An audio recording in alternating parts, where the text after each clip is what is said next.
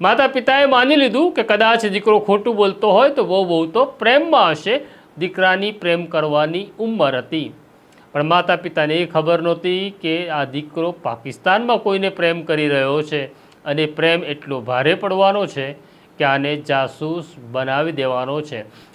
સહદેવસિંહના પિતાને ભારોભાર અફસોસ છે કે પોતાનો દીકરો જાસૂસ બની ગયો અને પોતાને ખબર પણ ન પડી, અને છોકરાએ જે કામ કર્યું છે એ માફ કરવાને લાયક નથી તેની તેમને બરાબર ખબર છે. છતાં એક પિતા છે.